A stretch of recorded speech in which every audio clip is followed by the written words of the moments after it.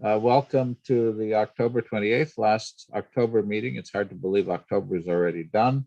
The IMAG-MSM Working Group on Multi-Scale Modeling and Viral Pandemics, our usual Thursday mini seminar. We have two interesting speakers lined up, we hope. At least one of them is here, so we'll have at least one talk. And if the other one happens later, we will. I need to remind you that the meeting is live streamed on YouTube and is recorded for later viewing, albeit in slightly edited form. And so you should be aware of that. As always, Reinhard and myself are the co-leads of the working group. You have our contact information here if you want to talk to us.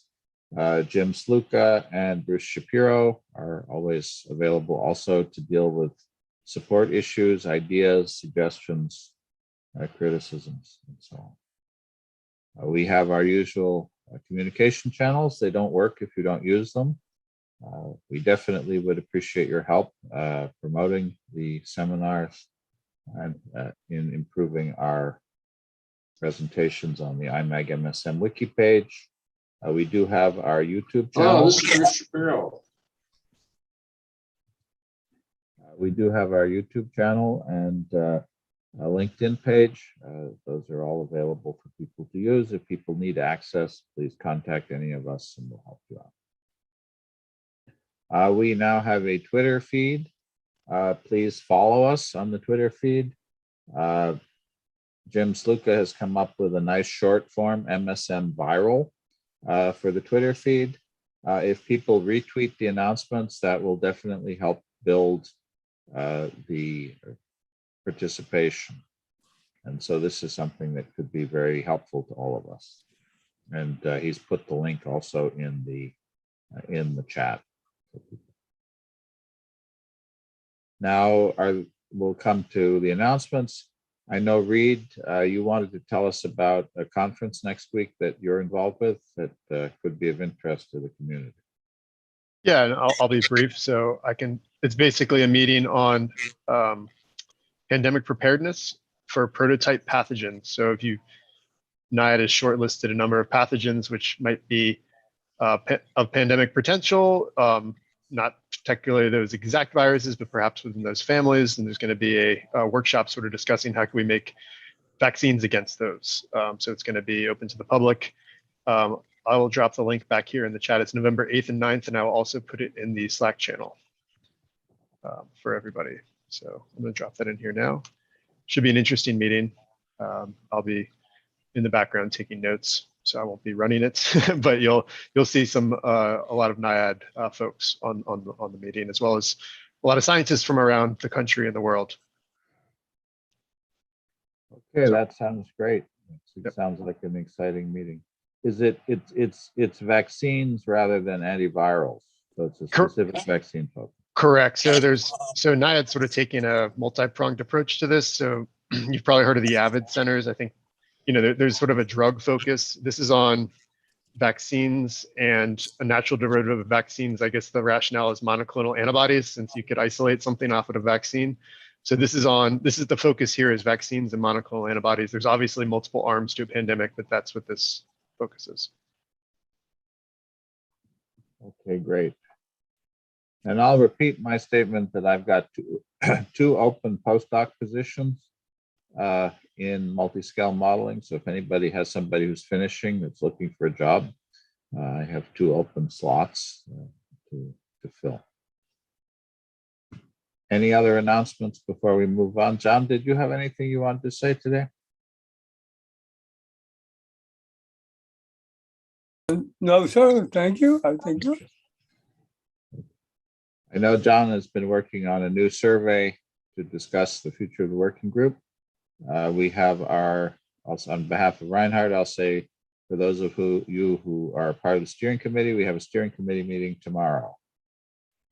And so upcoming meetings on November 4th, we have a discussion on malaria parasite migration through tissues and more epidemiological discussion of role of COVID testing and COVID control.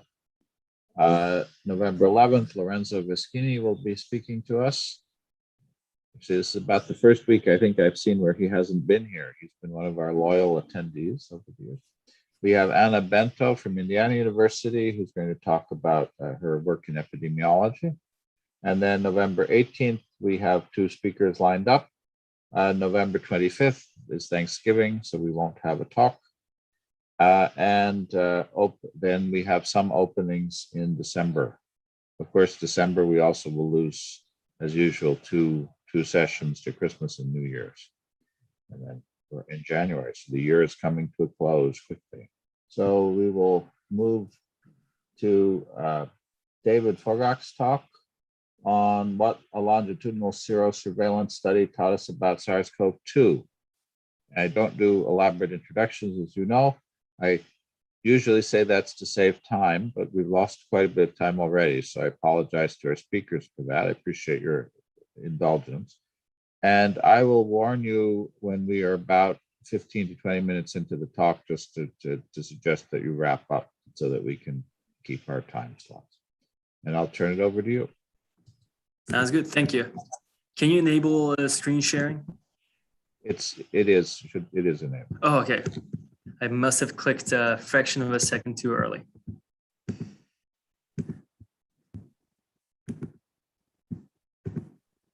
Okay, you see it on the full screen, right? You don't see presenter view? Okay. Well, hello everyone. Thank you so much. I really appreciate being invited and given this opportunity to talk about my SARS-CoV-2 research. I'm a postdoctoral research associate at the Center for Vaccines and Immunology at the University of Georgia in Ted Ross's lab. And so I'm really happy to tell you about what we learned in the past year from running a longitudinal sero-surveillance study here.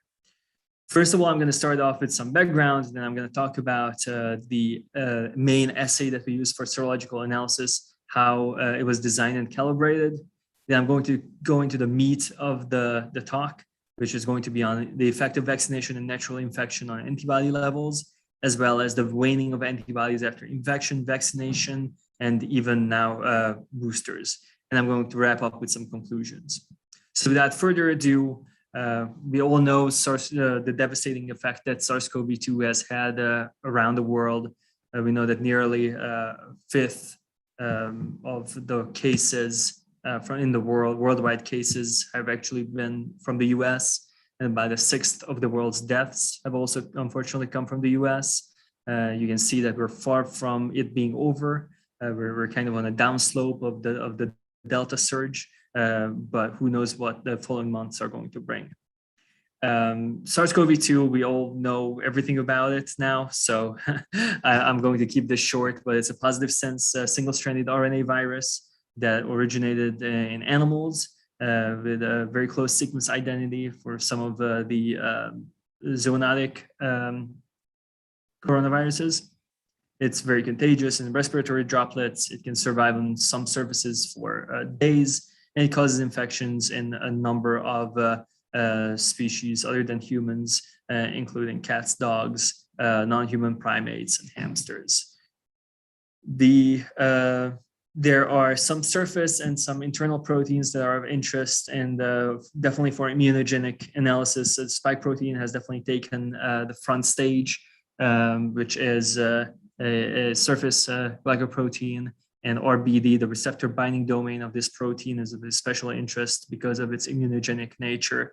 But there's also other possible targets that we know that there is a massive immune response to, including the nucleocapsid protein, the envelope, and the membrane proteins. The SARS-CoV-2 actually uses the RBD region of the spike protein to bind to the ACE2 receptors of host cells, so they can kind of the RBD portion of the spike protein can be opened, and that's where it actually binds to the cells to gain access to them. Of course, as we all know, SARS-CoV-2 is not a single entity. It's acquired several non-synonymous mutations over the course of the last year and a half that increase its contagiousness in some cases, and we've got a growing number of variants of concern, including Delta and Mu.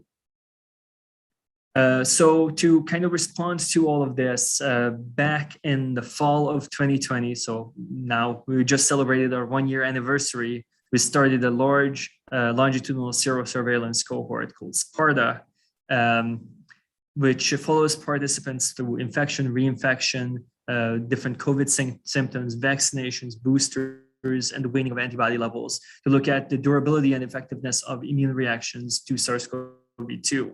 As you can see over here, there's actually 4 locations across the United States. UGA, University of Georgia in Athens, Georgia, Augusta, also in Georgia. We also have a cohort at UCLA and one at St. Jude Hospital. Today I'm going to talk about the UGA, UCLA, and Augusta cohorts. St. Jude do their own analyses. I'm in charge of analyzing the serological data from the other 3 cohorts. So that's what I'm going to be referring to when I refer to Sparta samples. We generally have monthly visits, but we collect serum from antibody tests, PBMCs for cellular studies, saliva for viral RNA testing, as well as all kinds of demographic information that we can get, so we can correlate them with the cellular and serological analyses. I wanted to give a quick primer on the vaccines that are available in the US. We all know there's 3 that are currently under at least emergency use authorization: Pfizer, Moderna, and the J&J vaccine. The first 2 are mRNA-based. J&J is a viral vector, but the antigen that they're presenting in all 3 cases is a full-length spike molecule. They have different dosages. The 2 mRNA vaccines are, of course, 2-dose. J&J is only 1-dose vaccine. They've had unprecedentedly large trials, and both the trial and the real-world efficacy of each of these vaccines against the original strain are really, really high. Efficacy against the variants are definitely reduced, and you can see the ranges kind of refer to variants that are closer to the original strain would be on the higher level of it, and on the lower end, it's usually going to be Delta, efficacy against Delta of these. Protection against severe disease also represents the difference between the different variants that are circulating. And you can see through Sparta, we've got over 2,000 participants here, and of those, the vast majority is now vaccinated. Over 80% of our cohort is vaccinated, mostly with Pfizer, some with Moderna, and a few with J&J. The reason why we have so many more Pfizer than the other groups is because a lot of our cohort is hospital workers, and they got vaccinated amongst the first people in the US. So that 1 week that Pfizer got their EUA approved before Moderna actually worked in their favor in vaccinating these specific cohorts. As far as vaccinations across the US go, over in the first row, you can see overall in the United States, a number of people, about 80% of the over 18-year-old population of the United States have received at least 1 dose. 69.1% are fully vaccinated. The reason I'm only presenting the numbers for over 18 because our enrollees in the Sparta program comparatively are also between 18 and 85 years old. And of course, our different sites, the Athens site is the one that comes closer to actually surpassing both the fully vaccination and the 1-dose percentages compared to the national average. A lot of our participants, like I said, were already fully vaccinated by January or early February of this year. As far as boosters go, we're also doing really well. The reason I think that we're a lower percentage than the overall US population is because people have monthly visits, and so most people have gotten over the past few weeks. So in the next few weeks, I expect that over 10% of our cohort is going to be to have received the booster. One of the main issues that come up a lot in discussions about SARS-CoV-2 is the waning of antibody titers. So with the immunological responses, we know that after infection, both the CDC and other researchers have shown that in the few months after infection, there's a severe waning of antibody titers. And a similar thing has been reported in vaccinations as well. But its rate, and especially its rate in comparison to infection-induced antibody levels, we know very little about. Very little has been published on that aspect. So with that, I'd like to briefly talk about the assay design that we do. So of course, we do a variety of assays on all of these samples, but the main assay that we needed is a serological assay when we can take serum, and through an ELISA, we can determine if they have antibodies against SARS-CoV-2 or not, whether it's against infection or vaccination. So we were using an indirect ELISA, which is an immunological assay to assess the serum antibody binding to a specific antigen. Specific antigen in our case is the RBD region of the spike protein. And we're looking for anti-human IgG detection antibody, which means we're trying to detect IgG antibody response to the RBD portion of the spike protein. And so this is what the plate looks like. Of course, most of you know, the darker the wells, the higher the antibody binding is in this in vitro assay. The results we don't actually give as endpoint titer, but we actually wanted to do something that that gives more granularity. So we're actually using a human IgG reference protein of known concentration that we run as a standard on each plate. And so we can actually express it in a concentration of micrograms per mil of RBD binding IgG antibodies. So first of all, even before this whole cohort was established, we needed to figure out what a cutoff between a positive and a negative sample is. And so what we did is we used 49 pre-pandemic samples, which were negative because they were pre-pandemic, and 24 known positive samples that have tested viral RNA positive from nasal swabs at least a few days before infection. And so you can see that that most that in blue you can see the ones that were in the positive cohort, and in black you can see the negatives. And so based on that, using a ROC curve analysis, we've determined what would be the highest sensitivity and specificity at which a cutoff could be drawn. And what we found is with 95.5% sensitivity, 96% specificity, that cutoff we're using and we have used since is 1.139 micrograms per milliliters. I'll talk about neutralization assays a little bit later, but just now I wanted to just throw out that of our viral neutralization assays as well. What we see is there's an extremely great correlation between our ELISA assay and our viral neutralization. So now that we know that, we could actually get into the meat of the research projects.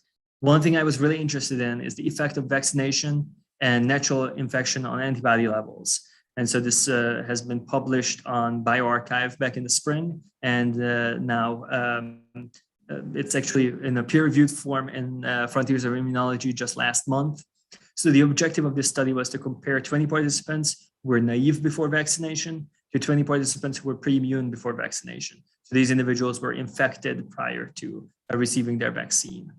The viral neutralization titer is, of course, different from the ELISA binding, because for viral neutralization, what we're looking at is how a monolayer of cells are protected against live infectious virus by serum antibodies.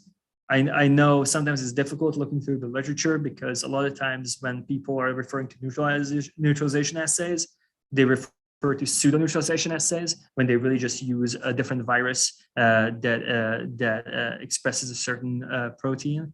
But what we have done is actually in a high biosafety containment facility run real viral neutralization with the original SARS-CoV-2 strain. And so what we're looking at is really just cytopathic effects that would disrupt the cellular layers. So the higher the number, that means the fewer antibodies would be enough to actually neutralize the spreading of the virus.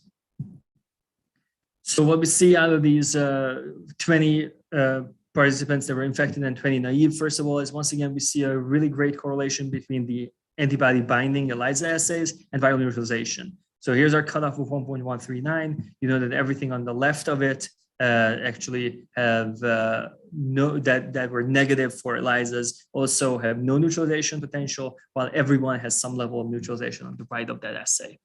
So the main points that we learned from it is if you look at naive, either naive or pre-immune people, pre-vaccination to post-vaccination, their antibody levels have increased greatly.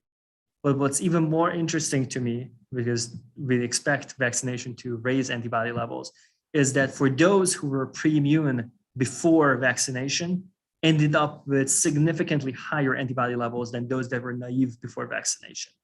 And that shows both based on viral neutralization as well as ELISAs. And the next question I wanted to look at is what happens between the two vaccinations, between the reception of the two mRNA vaccine doses. What we see is it kind of looks like there's two different trends going on here. There's some individuals who increase immediately and then flatten out. And then there are some who either start out flat or start out with an intermediate increase and then further get boosted by the second dose of vaccination. And what's interesting is if you separate these out, then the ones on the left are all the infected individuals. The ones on the right are all the individuals who were naive before vaccination. For the infected, the first dose, the reception of the first dose was sufficient to boost them to their highest neutralization level. And the administration of the second dose did not further boost their level of neutralizing antibodies. For the naive individuals, they either needed the second dose to show any level of neutralization or have reached an intermediate level of neutralization and then was further boosted after the second dose. I also wanted to show you a very interesting analysis looking at much larger sample sizes because we're not talking about neutralization. We're talking about just ELISA antibody binding to RBD here. But what I wanted to look at is the waning of antibody levels over time. And so on the x-axis, you can see we start out from at least 2 weeks after either infection or vaccination, and we go out all the way to nearly 2 years since that infection or vaccination has happened. So we've got 4 groups. The first group would be individuals who are naive, so they were never exposed to SARS-CoV-2, and they have not been vaccinated. And these individuals, as expected, are, of course, below the threshold of 1.139, or threshold I was telling you about earlier. People who were infected, but they did not receive a vaccine are, of course, above the line. But most interestingly, they have overall shown no significant waning over the course of the first 13 months after infection. So there has not been a significant drop overall in their levels. When we look at people who were naive and then got vaccinated, we see that they start at a much higher level than the people who were just infected, but the waning is much more significant and rapid, especially during the first 3 months. It's very steep. And finally, people who were infected and then vaccinated, they seem to be in the best situation of them all because even though they experience significant waning, especially the first 3 months, they are the ones whose initial seroconversion rate is the highest. And then they also wane at a lower level than do the naive vaccinated individuals. So when we compare these to one another, of course, the naive non-vaccinated is always significantly lower than all the other groups.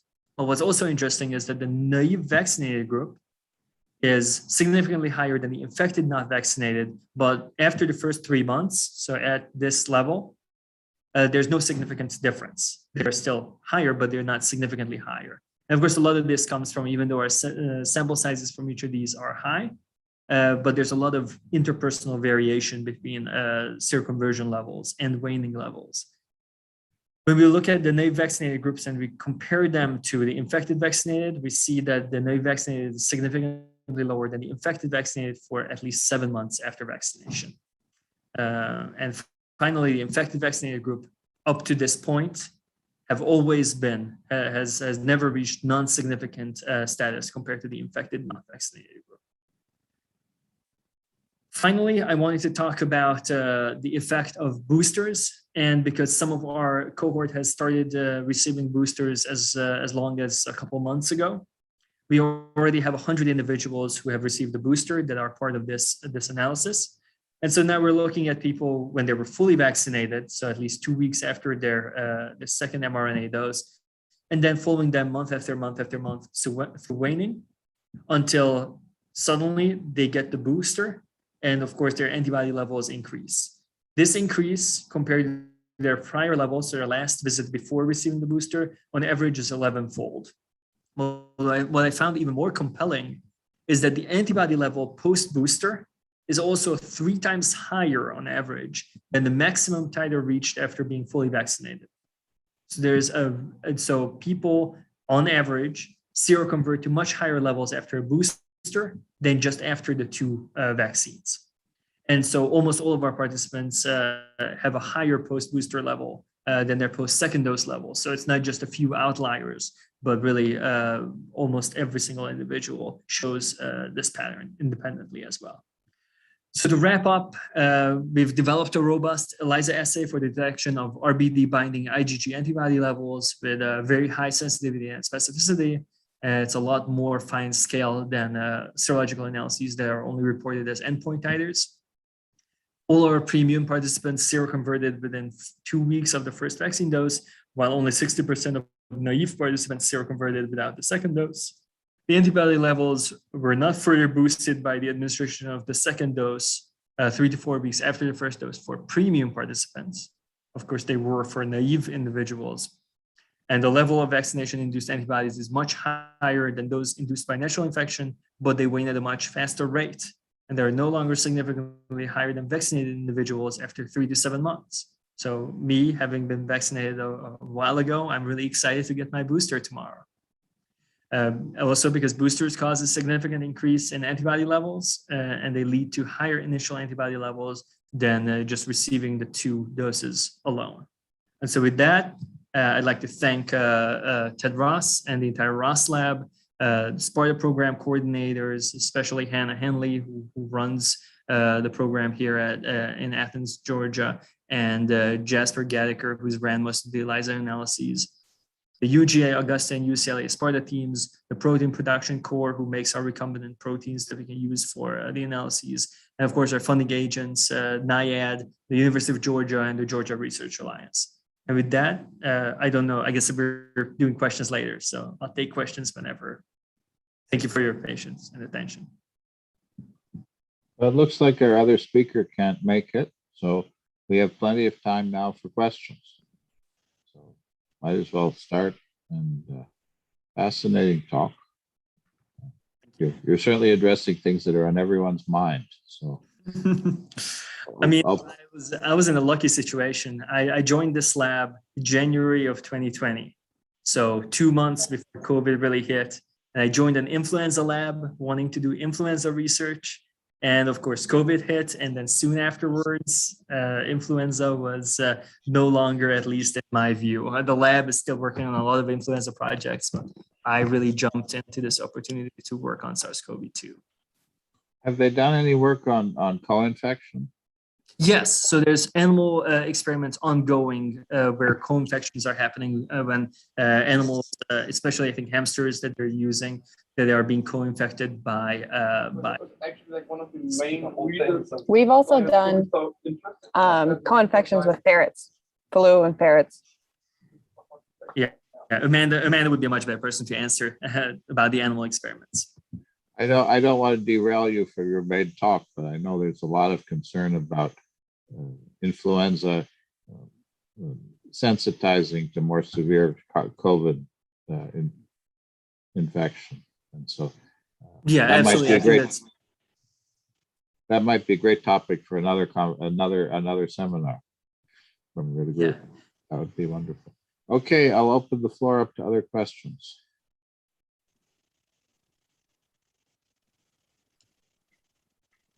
William, go ahead. Hello. Yeah, great talk. Here, let me turn on my camera because it would be rude not to.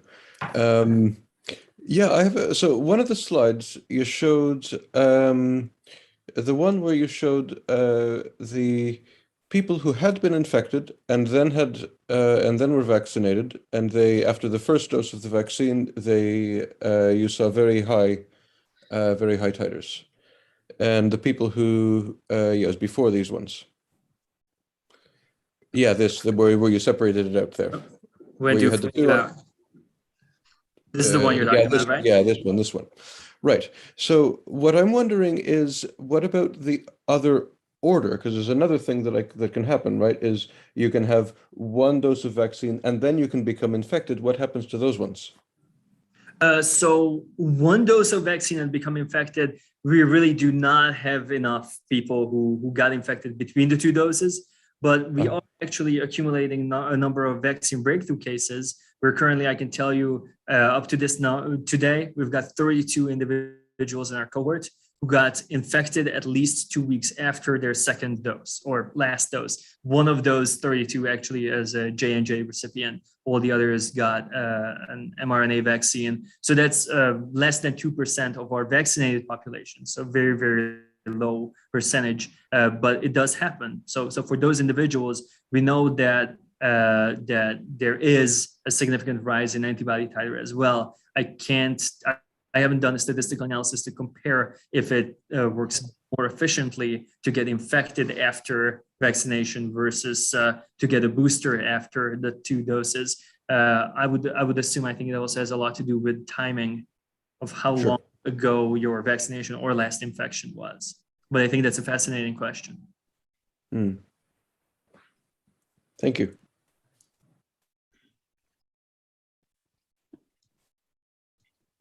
So, other questions? I know there's been some discussion about the different antibody types that are excited by infection versus vaccination. Do you have anything you can help us understand about those issues? Not through my research, but I think that's a very good point and very interesting, and especially with the respiratory pathogen that travels through respiratory droplets. I think it would be. I think looking at IgA antibodies would be a lot better way of addressing some of the immunological functions. That's something that we haven't really done a lot of. I have tried looking at serum IgA levels, but of course, serum IgA levels are very low. And we don't collect nasal swabs because I think we would never be able to get people to enroll in the study when they would get a monthly nasal swab. All we collect is saliva, and from saliva, I've done IgA analysis, and there are detectable levels, but it's definitely a lot less stringent assay than using serum. So yeah, I think one of the reasons the neutralization assay is also so powerful is, of course, we're not just looking at the RBD region of the spike protein, and we're not just looking at binding, we're looking at actual functional protection, but we're also not only looking at IgG antibodies, but all kinds of subclasses of antibodies as well.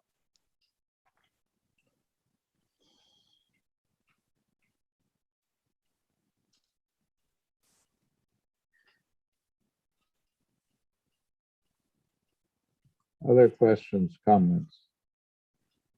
I have a quick question. A couple of slides in front of this one. Do you care to speculate what the data is going to look like? Let's see. Keep going. Back? No, forward. Forward, okay. Yep. This one? Yep. Okay. So the infected vaccinated and the naive vaccinated are both heading down. Mm-hmm. Looks like, this is like the teaser for the end of the TV season, right? I know. Come back in the spring when we have 6 months more data. Push this out all the way. What do you think? Do you think blue and black are going to plateau at red? So that's what I seem to be seeing. Is whenever you look at cases, it seems to asymptote somewhere around there. So generally, what really seems to be interesting, of course, all of these have ranges. It seems like for a lot of our vaccinated participants who decently seroconvert and then months pass and now are getting closer and closer, it seems that at first antibody levels generally concentration is generally about half each month, mm-hmm. which is about normal because the half-life of antibodies is about 30 days.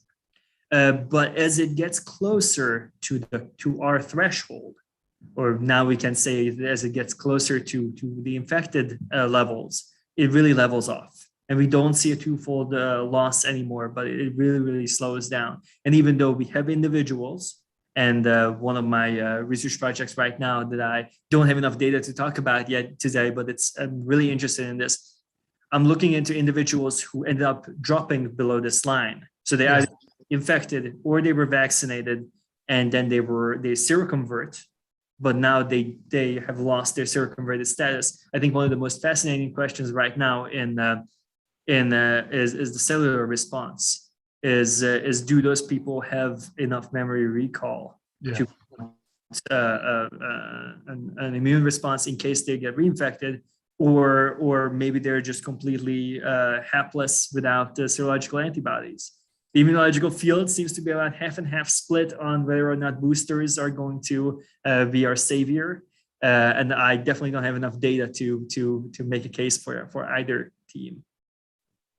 Well, looking at the data, you're basically looking at the error data, but it looks like it's possible that some of those people that go seronegative might actually rebound and become seropositive again in the future. Right? Because at that point, at 8 to 9 months, where you had an individual or two that were below threshold. And yeah, so again, are we looking at just noise, and that individual and that time point and the time point before are indistinguishable, which is probably the case? Or do some people test seronegative and then a month later weakly positive again? Or are we just looking at run to run or assay to assay variability in the set? It'd be a fascinating question to see if these people that go seronegative. Yeah, and I feel like I keep answering all your questions by not really answering your questions, but I can answer this question by saying a lot of it is up to we have a few reinfection cases where we know they have not been vaccinated, but they get COVID multiple times. But in a lot of these cases, we're relying on participants reporting or not reporting this information. Yeah. I think we all know how whenever you're dealing with studies, there's going to be a number of inaccuracies, and people don't necessarily report everything or remember things correctly. And so I think that may be the case why we're potentially missing some of these individuals, or why antibody levels could rebound.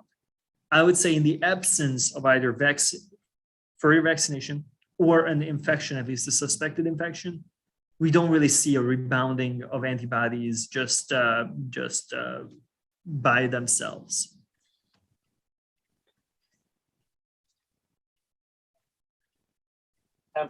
For this, sorry, I'll turn on my camera. For this figure, this is all tested against the homologous strain. It wasn't tested against variant antibody binding to variant proteins.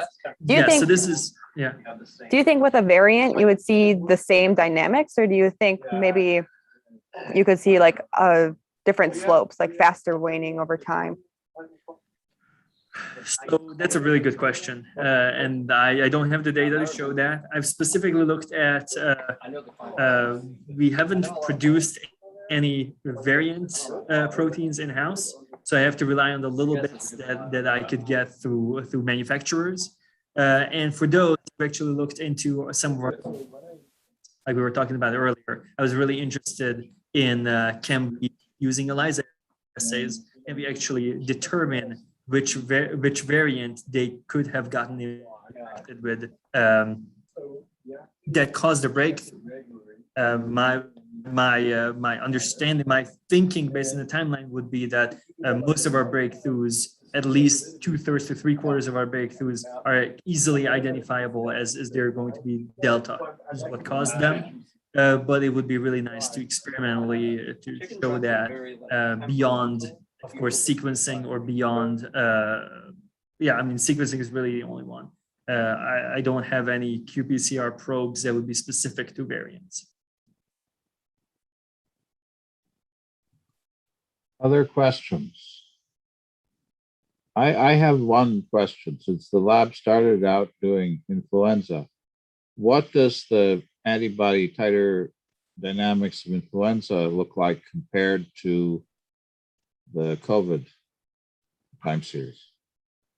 So we know that generally I mean, obviously, I have a lot less background in influenza than SARS-CoV-2, so Amanda may chime in at any moment. But what we see, and the reason why we need annual influenza vaccinations, is that a very similar pattern is that in a few months, especially in the elderly, the antibody levels wane and pretty much drop to pre-vaccination levels.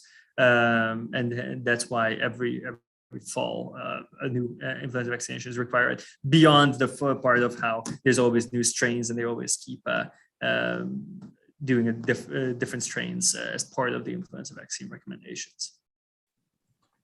So but the pattern is the same. I mean, you don't of course have the 2-dose regime for influenza. Mm-hmm. I mean, you could nobody seems to be willing to answer the question I always ask about influenza, which is, given the pattern of influenza immunity influenza after vaccination, why isn't it given in August or September and then again in January? It makes no sense to me, given the double peak of the infection, that they don't do it. It definitely wouldn't hurt. That's for sure. I think part of it may just be it's hard enough to get people to get influenza shot once a year, not to mention twice a year.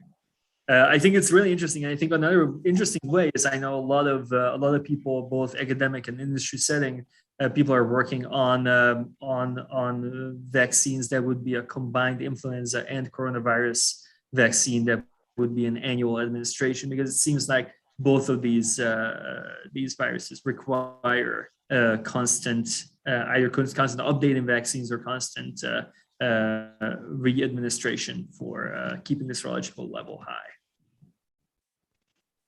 One of our speakers 2 weeks ago suggested that they were seeing in Israel some evidence that the rate of waning after the booster shot or the third vaccination was slower than after after two.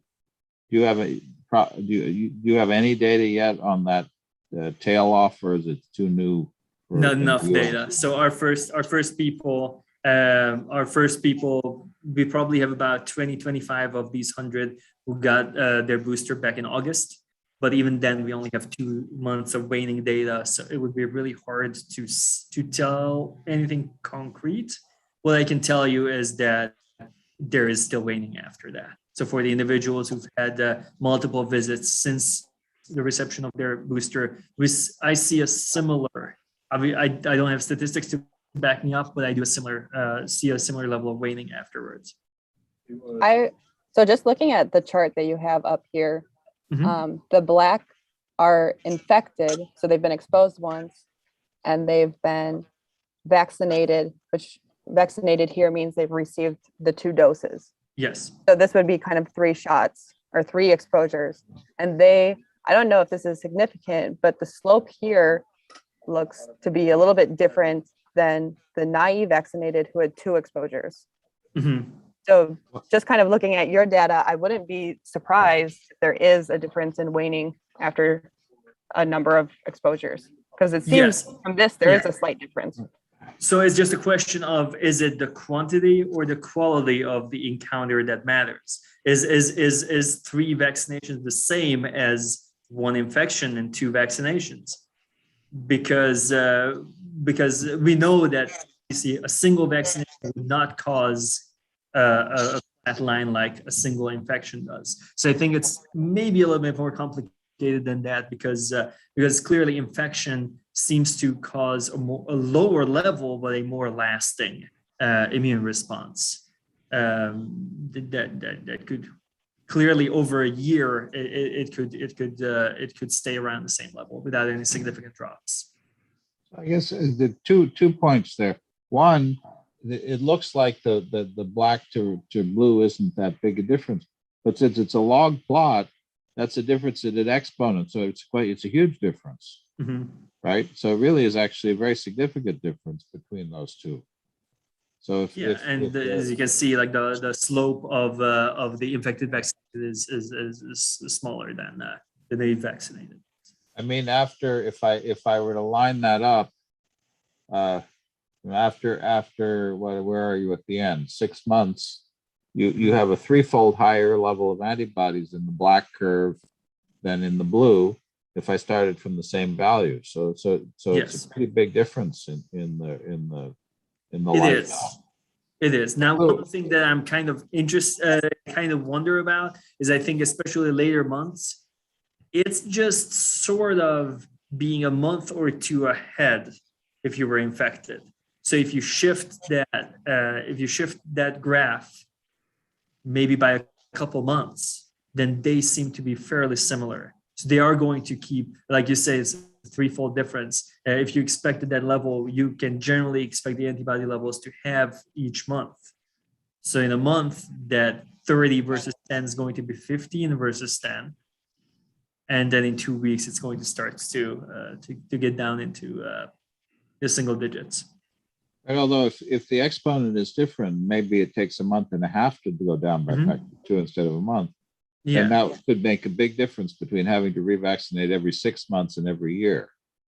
Yeah, So absolutely. it could be a big. Another interesting thing would be to look at how much time has passed between the second dose and the booster, and to see if that would have any kind of correlation with any kind of correlation with the antibody waning or the antibody titer that they initially gain. That was something that you didn't talk about in your, and you wouldn't have had access to probably in your American data, but you might be able to compare. There were some statements that maybe the British who did a much longer wait till the second shot actually did better. Do you have any? Can you give us any information on sort of any information on optimal gap between first and second vaccination? We've probably seen the same papers. I don't have any personal. It seems like within, I think it's below 3 months. It's generally what scientists have reported is that sometimes the longer you wait, the bigger effect that second dose is going to have. And I would expect the exact same thing to be true for a third boost, which is why I'm happy that at least here in the US, there is at least that 6-month waiting period between the second dose and the booster, because I know that we have participants who would, if they could get a COVID shot every 2 weeks, they probably would, just to feel protected. But yeah, I would expect that waiting a few months is definitely a good idea and a good thing for responses. And it doesn't really seem to be necessary. It's really at that, if you look at them, it's really at that 7 or 8 months is where it's still much higher. It's still probably about 6 or 7 times higher on average than our cutoff. So most of these people have ample antibodies. So other questions. I have one more. Yeah. But go ahead, William.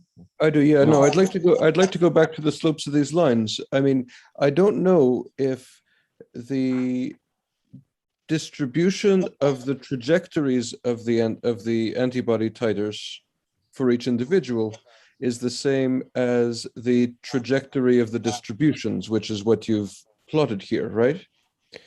So if I could imagine that within the error bars of that blue line, you might have some people going down faster, some people going down slower.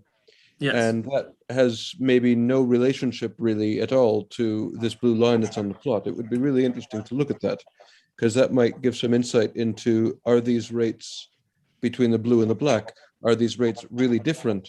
Or is that just variation within the population? I agree with you. And of course, there's a lot of variation. Individual to individual variation, it definitely makes up a lot of, makes this data a lot more uncertain because But I think of those error bars. I think William is suggesting something specific, which I remember from back in when I was a graduate student, which is that when you're trying to find an exponent, you can get very different results if you average the population and then fit their slope, which is what you're doing here, versus fitting the slope for each individual separately and then averaging that. And so I think there's maybe a suggestion that it would be worth doing a fit for each individual independently, and then ask the question, do you get the same result that you do when you average them first and then fit? Because you do not always get the same result. And it's an easy, Exactly, yes. it's a 5-minute thing to do with whatever you use to do your fitting. Yeah, thank you for clarifying. And yeah, absolutely. I agree. I think that would be very worthwhile to compare and see if you get similar trends or if you get a different trend. Because that is some case where you can get dramatic, depending on how the variation works, you can get dramatically different results, whether you average first or average afterwards. Yeah. And I guess my second question, and I seem to be having some Zoom problems of my own today, so if I'm missing people, I apologize, was you look at your infected, not vaccinated curve when it's flat, but we typically see that people get reinfected 5 to 6 months after the first infection if they're going to get reinfected.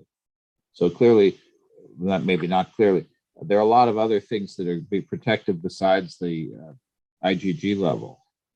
But do you have an insight into what might be going down over that 6-month period that makes the reinfection more likely after 6 months for people who've had the primary infection? That's a good point. And what I would say is I think my primary suspect would be potentially secretory IgAs, if there's any IgA antibodies, and I think that would be very worthwhile to look into, and especially for groups. Two things I would say, if I would have a wish list of what I would like to do different or how the study could be improved, one of them would be definitely that. Nasal swabs, and then we can really do good IgA analyses. The other one is severe cases. One thing that we're lacking in this study is that most of these individuals who've had COVID in our study have had mild to moderate COVID. The number of people who got hospitalized is in our entire cohort is fewer than 10. And that's just people who enroll in the study. We're trying to reach a wide variety of people, from hospital workers to from first responders to university students. Of course, we're trying to especially look into high-risk individuals like these who are going to be more likely to encounter the pathogen as well. But really, it is open to anyone off the streets as well. So we have a wide variety of different participants. But the one demographic we're really missing is severe infections.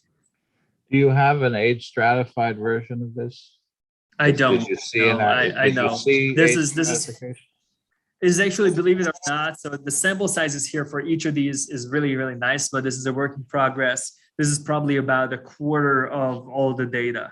So these, obviously, as I add 75% remaining to these are going to change. And of course, because the sample sizes here are already pretty nice, I don't expect them to change significantly, but they are going to. So before I stratify by age, stratify by race, stratify by gender, before I can do that, I would like to compile all of the data and then do everything at once. But that's very interesting. We've got a lot of interesting questions. One of my other focuses is people who have immunosuppressive conditions, either autoimmune diseases or they're taking immunosuppressive drugs. Some of them seem to definitely have a much impaired reaction to vaccination. So these are all very, very interesting questions. There's so much we don't know, and there's so much that needs to be done with COVID. And so that's why I'm really grateful for the NIH of supporting this study and helping with cohorts like this, because the other issue is you cannot start a study like this now in the end of 2021, because we have so many pre-vaccinated samples and we have so many people who got infections even at this point, even a year and a half ago. And to track these people, it's a unique opportunity, and I'm very grateful to be part of it. It's a fantastic data set, and the presentation is so clear. It's really wonderful to see those kind of data. I'm sure it'll inspire a lot of people to want to model what's happening. That would be great, because as you can probably tell after this talk, statistical modeling is definitely not my strong suit. So I'm very happy for any statistical modeling suggestions and help that I can get. Well, we've been working with somebody who's been trying to model the IgA and IgG production a little bit. So maybe we can talk offline maybe and see. Absolutely, yeah. I'm sure there are many other people. Maybe they're not here today, but they'll listen to in the working group more generally. They may not have been here today, but they'll be able to hear the recording. Who are interested in building models of antibody production and waning, and without this kind of data to constrain those models, there's so much we don't know. It's really impressive. Any other questions? Sorry, go ahead, please. I was just going to say, for that reason, I didn't include my email address in this, but if anyone's interested in reaching out to me, you can do so. forgacs1@uga.edu. So my last name followed by the number 1@uga.edu. And I'd be very happy to continue scientific discussions online, offline, anyway. Okay, any other questions? If not, we'll have we've had a good conversation, I think. Reinhard, anything you want to add? No, it was a terrific talk. Thank you so much. Thank you for the opportunity. And I'm sorry we didn't have our second speaker, but I'm actually delighted that we had plenty of time to talk. So in a sense, I feel bad for Russ, but it worked out well to have this more time to have the conversation. I really appreciate it. Okay, thank you, everybody. Then I think I see. I think I'm having some Zoom problems, so I see four black squares. So if any of the black squares have questions, please feel free to speak up. I'll give you 30 seconds to speak up, and if not, I will thank our speaker for a wonderful talk and a great introduction to an incredible data set. And thank you so much for joining us. So I'll see everybody tomorrow. I'll see the steering committee tomorrow, and I'll see everybody else next week. Thank you so much. Bye. Bye. Bye, thank you.